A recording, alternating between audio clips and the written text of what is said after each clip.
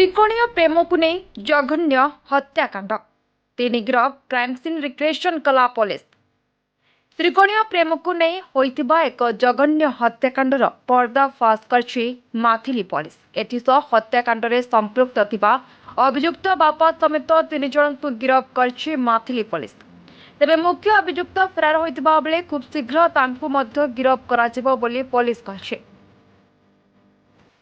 गत 3 तारिख में माथिली थाना बड़ागुड़ा ठारे थिबा एक परित्यक्त क्रसर निकट खालरे एक युवकंक गणित शव उद्धार करथिला माथिली पुलिस। तेबे पारिपार्श्विक स्थिति यह एक सुपरिकल्पित हत्याकांड होइतिबा पुलिस जानिबाको पाइथिला। तेबे परिचय मिली नथिबारु शव को 3 दिन धरी जिला मुख्य चिकित्सालय रे संरक्षित करी रखा जायथिला। तेबे 3 तारिखरु कतापल्ली पंचायतर रेंगाबेड़ा ग्रामर विष्णु नायक निखोज थिबा जणा पड़िथिला। परिवार वर्ग शव देखिबा परे ता विष्णुंकर बोली चिन्हट करथिले। पुलिस परे आउ एक मामला रुजु करी तदंत आरंभ करथिला। मृतकंक घर मालकानगिरी थाना अंचल होइतिबा बेले हत्याकांड माथिली थाना अंचल होइतिबारु ए घटना पुलिस पई चैलेंज सृष्टि करथिला। मोबाइल छानबीन सह पचरा उचरा परे यह प्रेम जनित हत्याकांड बोली जानिबाको पाइथिले।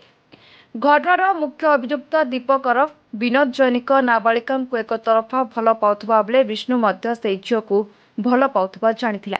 पर विष्णु को जीवन मारिदेबाकू योजना करने सह योजना झीर बापा शंकर हिंडिया सागर सुना मनोज गुड़ को सामिल करथिला।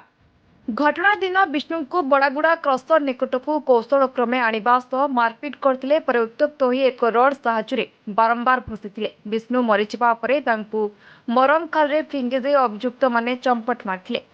कलताल परे पुलिस 3 जन को गिरफ करथिबा बेले किपरि एही हत्याकांड घटा जायतिला तार सीन रिक्रिएट करछि। मुख्य अभियुक्त फरार थिबा बेले 3 जन को गिरफ करबा सह एक केटीएम बाइक जबत करछि। खूब शीघ्र दीपक को मध्य गिरफ कराजिबा बोली माथिली पुलिस सूचना दैछि।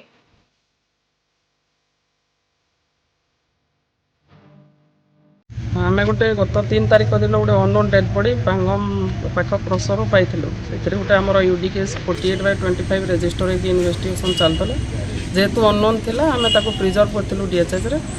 5 तारिख दिन घर लोक आसी चिन्हिले मर्डर होती मर्डर केस देले। आम case number 210/25 number case register कर इन्वेस्टिगेशन करूँ।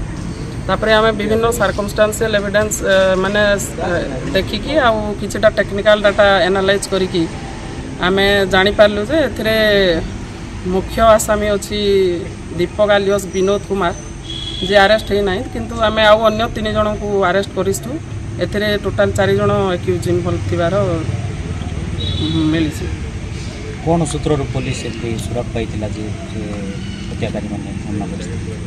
डेड बॉडी आइडेंटिफाई परे आम डिसीज को तार कौन सब थिला से सर्कमस्टांसेस सब को एनालाइज करी तापरे स्पॉट विजिट आउ अदर सब सर्कमस्टांसेस जहाँ जहाँ होता पारिपार्श्विक सब देखिकी आम किछटा डिजिटल डाटा एनालाइज करके यही केसर संधान पाई।